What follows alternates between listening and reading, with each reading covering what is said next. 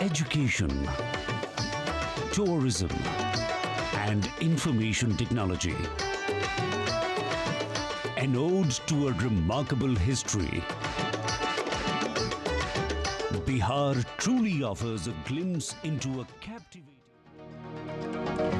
Live from New Delhi, you're watching DD India Global. I am Tanvi Taneja. We'll bring you the day's big stories from across India and the world. Joining me from Washington, D.C. today is my colleague, Kate Fisher. Kate, hi there. Good morning, Tanvi. It's 10 a.m. here in Washington, D.C. and 4 o'clock in the afternoon across Central Europe.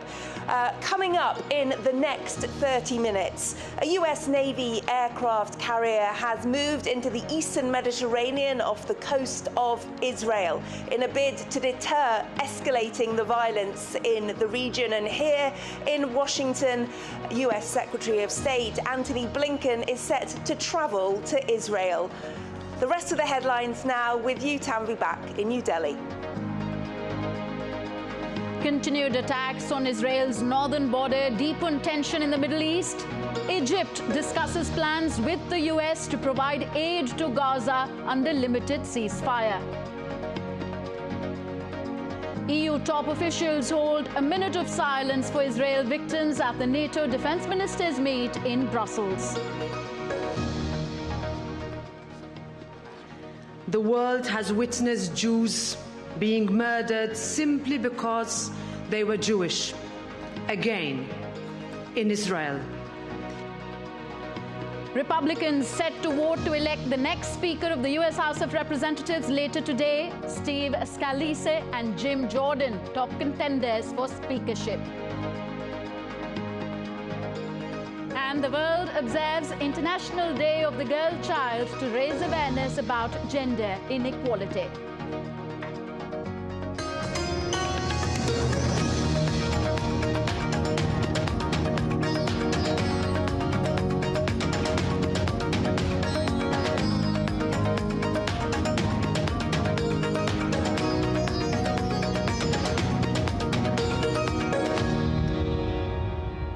Up first, news from northern India. President of India, Draupadi Murmu, is in Srinagar. She's on a two-day visit to Jammu and Kashmir starting from today. Let's take you live there.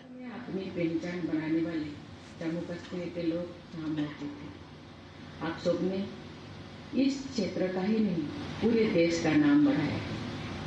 मैं आप सभी की दिल से तारीफ करती हूँ।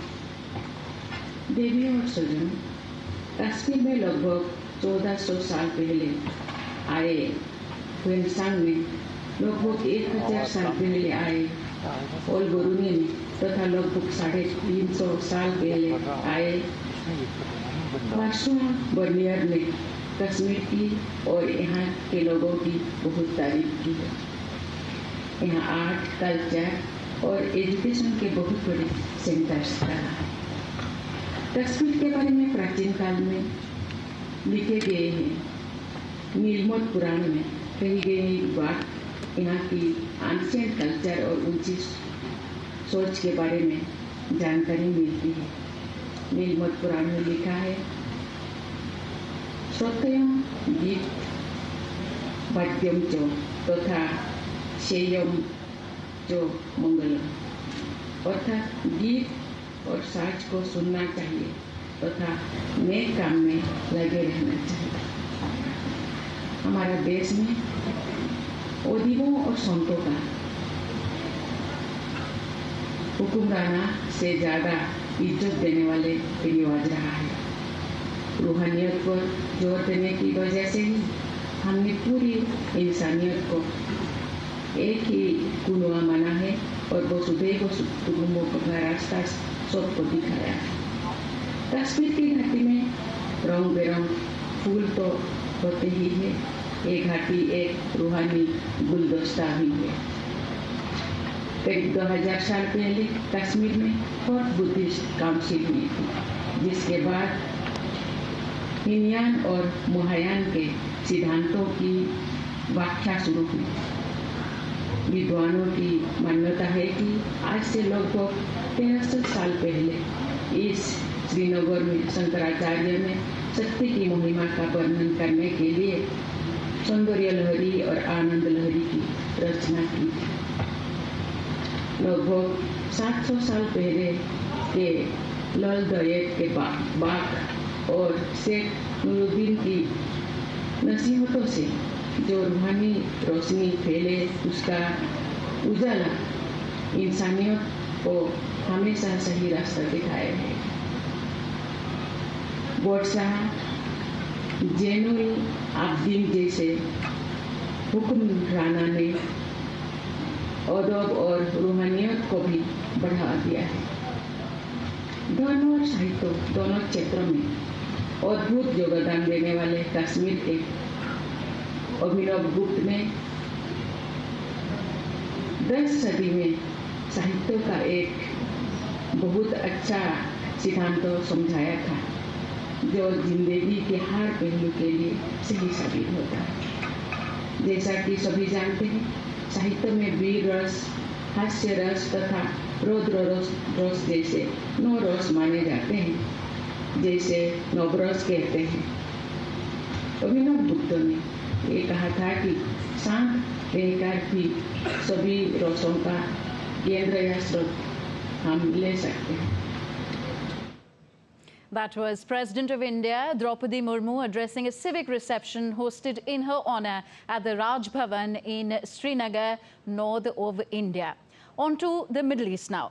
Israeli Prime Minister Benjamin Netanyahu-led emergency unity government is forming a war cabinet comprising opposition leader Benny Gantz and Defense Minister Yoav Gallant. This comes as the death toll in the Israel-Hamas war has crossed 2,200, which includes over 1,200 Israelis and 1,055 Palestinians.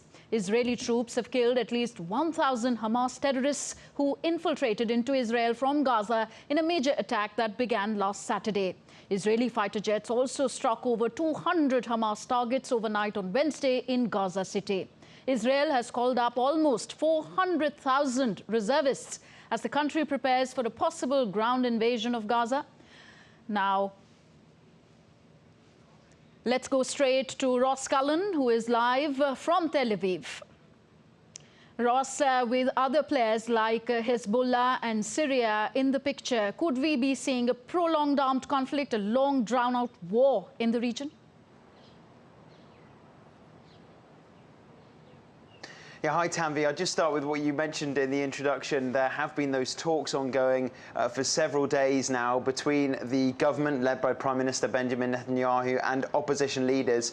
There have been a widespread acceptance from the opposition that they were ready to join a possible national government of unity from the centrist parties to the far right. And we now know that that is going to happen with separately a war cabinet and also an emergency government. All legislation that is currently going through Israel Parliament or that wanted to be brought by MPs that does not relate to the war will be put on pause. The war will be the only topic of discussion by the leaders here in Israel. And we do know that we have seen those moves towards a possible ground incursion at some point in the coming days because of that build-up of troops that you mentioned. Tens of thousands just down in southern Israel, more than 300,000 called up across the whole country. And someone I was speaking to just earlier today saying that they also being called up. They work in financial services, but as a reservist they're being called up, and other people that we have spoken to, other people that we know are also reservists and are being called up here in Israel. This afternoon we have been to the bomb shelter just in the last half an hour because there have been air raid sirens here in Tel Aviv, Israel's largest city, because of rocket attacks, and we have also had that thump of the intercept, the air missile defense systems intercepting those rockets. So the entire situation in Ashkelon, which is just to the south of here, has been bad pretty much all day, and also then towards the late afternoon here in Tel Aviv, air raid sirens here as well. Thank you, Ross. Appreciate you joining us. Be safe. Ross Cullen joining us from Tel Aviv. Now, Israeli shelling hit southern Lebanese towns on Wednesday in response to a fresh rocket attack by powerful armed group Hezbollah. The Israeli military said it was attacking Lebanon after one of its northern positions was targeted by Hezbollah, who fired precision missiles on Wednesday. A local Lebanese TV station said white smoke plumes were billowing out of a wooded area near homes and farmland in Daira. The cross-border violence extended into a fourth day on Wednesday. So clearly, continued attacks on Israel's northern border have deepened unease over the possibility that the conflict could spread in the Middle East. Egypt now has discussed plans with the United States and other countries to provide humanitarian aid through its border with the Gaza Strip under a limited ceasefire. My colleague Kate Fisher is in Washington, D.C. She gives us more on this aid angle to the story and other stories making headlines around that part of the world. Let's go over to Kate now. Kate, really a terrifying situation in Israel right now. Thank you, Tanvi. Oh, it really is, Tanvi. Thank you. We have more on the situation in the region. Egyptian sources have claimed that Egypt has discussed plans with the US and other countries to provide humanitarian aid to Gaza under a limited ceasefire. The aid would pass through the Rafah border crossing between Gaza and Egypt's Sinai Peninsula. Qatar and Turkey were also allegedly involved in those discussions. US National Security Advisor Jake Sullivan said late on Tuesday that the US had been holding consultations with Israel and Egypt about the idea of a safe passage for Gaza civilians. It comes as Israeli airstrikes continue to batter the Gaza Strip. In Khan Yunis city, residents carried injured children out of a damaged building. The children, who were in shock, were rushed to nearby ambulances and local hospitals, where doctors have been working against time to try to avoid any more casualties. People in Gaza are also suffering from acute water crises, and they're claiming that they no longer have the basic needs for living their lives there. According to the Palestinian Foreign Ministry, over 22,600 residential units have already been destroyed in the Israeli airstrikes. Well, amid the conflict, the U.S. Navy aircraft carrier USS Gerald R. Ford Carrier Strike Group has arrived in the eastern Mediterranean Sea. The aircraft carrier and its accompanying ships were operating already in the Mediterranean when the Biden administration directed them towards the Israeli coast shortly after Hamas attacked Israel on Saturday. The Pentagon announced it will also deploy U.S. Air Force F-15s, F-16s and A-10s to support existing fighter squadrons in the region. Well, US Secretary of State Antony Blinken has spoken to Israeli Minister for Strategic Affairs Ron Dermer. The phone call comes just before Antony Blinken is due to arrive in Israel. I'd like to announce that Secretary Blinken will be traveling to Israel in the coming days to engage our Israeli partners directly about the situation on the ground and how we can continue to best support them in their fight against the terrorists who launched these horrific attacks. Our support for Israel is unwavering, and the Secretary looks forward to meeting with senior leaders in the Israeli government and continuing the discussions he and the President have been having with them since the initial attacks on Saturday. In Germany, the parliament, the Bundestag, observed a minute of silence on Wednesday to remember the victims of Hamas's attacks on Israel over the weekend. In Brussels, top officials from the European Union also observed a minute of silence for the victims of the atrocities committed by Hamas in Israel. Expressing solidarity with Israel, EU Parliament President Roberta Metsola condemned the terrorist attacks by Hamas and demanded the release of hostages.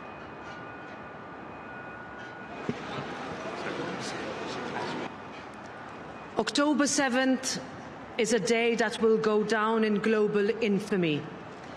The world has witnessed Jews being murdered simply because they were Jewish, again, in Israel.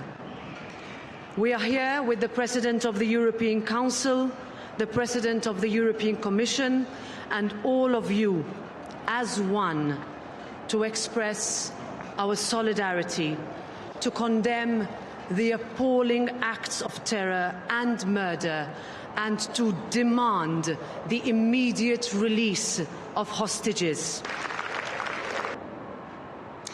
And defence ministers from NATO countries are in Brussels to attend a two-day meeting focusing on the Ukraine crisis. They will discuss strengthened deterrence and defence, NATO operations and missions, and the situation in the Middle East as well. Meanwhile, the Israeli defence minister will interact with the NATO officials via video conference to discuss Hamas's weekend assaults and its consequences. Well, Ukrainian President Volodymyr Zelensky joined NATO allies in Brussels on Wednesday for talks with senior NATO officials on security cooperation. Underlining the importance of his visit, Zelensky said that NATO support throughout the winter, notably in the field of air defence, would allow Ukraine to withstand the Russian invasion. Priorities: air defence systems. Defense is not just basic words. We have very concrete things, and we need them in very concrete, very concrete geographic points on our land. It's important. Then long-distance missiles or long-distance weapon, doesn't matter how you call. The problem, how to get it.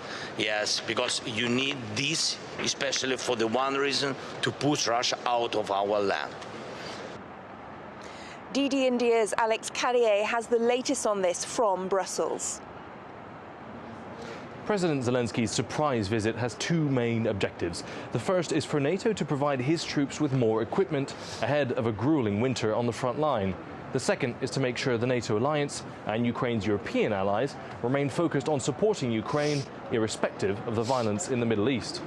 On weapons, he's had some success. The United States has announced a new package of support worth $200 million. It includes air-to-air Sidewinder missiles, long-range artillery ammunition, anti-tank missiles, and 155mm artillery rounds. In short, almost everything the Ukrainian leader asked for. NATO Secretary General Jens Stoltenberg also offered his support for Ukraine. President Putin is preparing once again to use winter as a weapon of war. We need to prevent that, and with more advanced and increased capabilities for air defense, we can make a big difference. President Zelensky's visit to NATO is designed to serve as a reminder for allies, particularly in Europe, that Russia is still waging a war against Ukraine, and his hope is that Kyiv's partners will not lose sight of the conflict on their doorstep.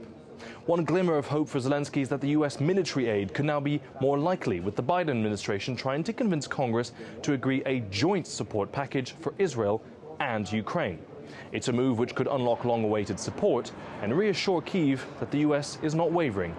Alex Carrier at NATO headquarters reporting for DD India. Meanwhile, US Defense Secretary Lloyd Austin has asserted or reasserted that the United States would continue to support Ukraine for as long as it takes. This coalition continues to make history with our unity and our steadfast support for Ukraine. So make no mistake, the United States will stand with Ukraine for as long as it takes. And we should be ready for the Kremlin to again bombard Ukraine this winter with cruise missiles and drones. We should expect Putin's forces to cruelly and deliberately put Ukraine's cities, civilians, and critical infrastructure. Here in Washington, the US House of Representatives is preparing to vote behind closed doors on Wednesday to nominate a candidate to succeed ousted Representative Kevin McCarthy as Speaker of the House. The top contenders for the speakership of the US House of Representatives, Steve Scalise and Jim Jordan, took to the floor on Tuesday amid pressure from the war in the Middle East and another potential government shutdown here in the US. Steve Scalise said that people want to see Congress back on track and working from tomorrow. We've been building a great coalition amongst my colleagues from every swath of the conference, but obviously we just had a great forum in the full conference. But what people have really liked about my approach is that I've been a unifier, I've been somebody who's built coalitions throughout my entire career, and we've delivered big wins, and people want to see us get back on track. We need a Congress that's working. Tomorrow we need to get Congress back to work. That's all from me here in Washington for now. Back to Tanvi in the studio in New Delhi. Thank you, Kate. Appreciate your joining us here. You're watching DD India Global with me and Kate Fisher, still to come on the show. India's External Affairs Minister declares Indian Ocean is the crucial economic and strategic corridor, playing a key role in development of nations around and beyond.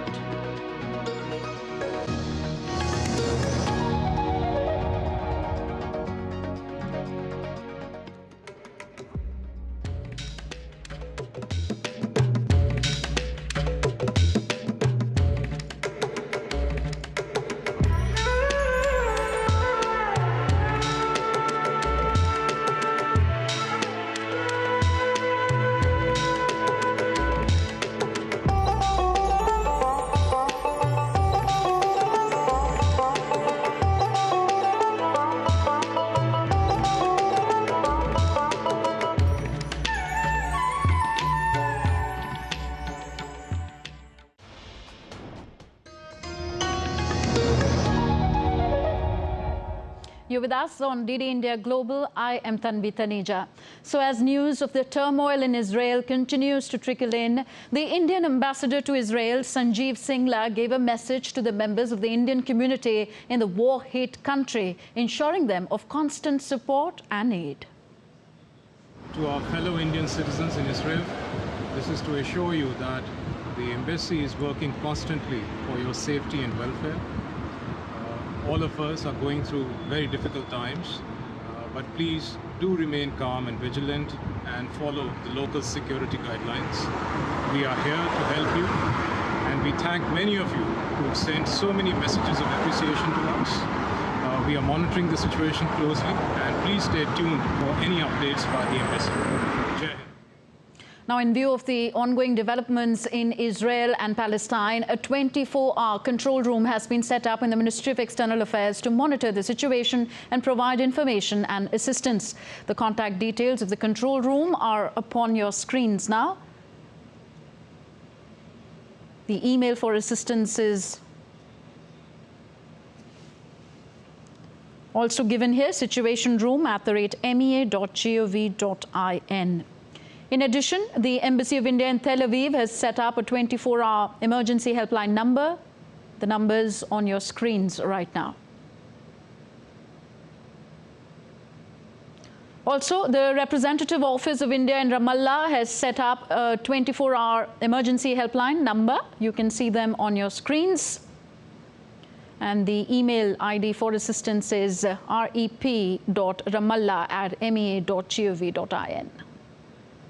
Meanwhile, India's External Affairs Minister spoke to his counterpart in the UAE and discussed the ongoing crisis in West Asia. Both the leaders have agreed to stay in touch. Moving on, India on Wednesday assumed the role of the Vice Chair of the Indian Ocean Rim Association, IORA, for the next 2 years. Briefing media at the conclusion of the 23rd IORA Council of Ministers meeting in Sri Lanka's Colombo, India's External Affairs Minister, Dr. S. Jaishankar, said that the Indian Ocean is not only a significant body of water, but also a crucial economic and strategic corridor, playing a key role in the development and prosperity of the nations around and beyond it. The Indian Ocean is not only a significant body of water, but also a crucial economic and strategic corridor, playing a key role in the development and prosperity of the nations around it and beyond it. India's message of Vasudhaiva Kutumbakam, or the world is one family, can act as a binding force for IORA member states. And the world is celebrating legendary actor Amitabh Bachchan's birthday today as he turns 81. Let's take a look at his incredible career graph.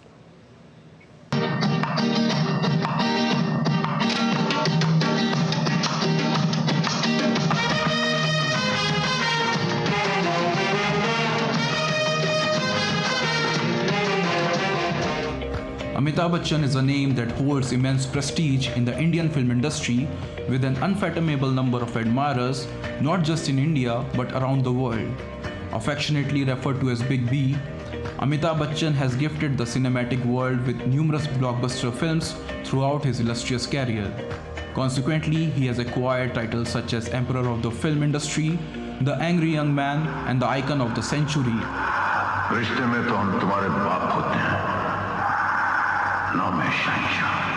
Despite facing rejection from All India Radio due to his powerful and commanding voice, Amitabh now stands tall, revered for his distinct and resonant vocal ability. In the household of the renowned Hindi poet Harivansh Rai Bachchan. Amitabh Bachchan, born on the 11th of October 1942 in Uttar Pradesh, Prayagraj. He embarked on his journey in the world of acting with the film Saath Hindustani in 1969. However, it was the 1973 film Zanjeer, directed by Prakash Mehra, that completely transformed Amitabh Bachchan's career, giving rise to a new image, the indomitable angry young man. Amitabh Bachchan's collaboration with almost every renowned director in the industry, while keeping up with the evolving trends of the film industry, has been commendable. Films like Mohabbatein, Kabhi Khushi Kabhi Gum, Khaki, Aankhein, and Baghban have further solidified his legendary status.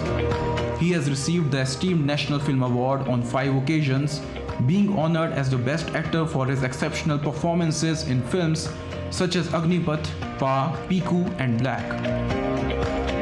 When he assumed the role of the host in the television show Kaun Banega Crorepati, his voice echoed in every household.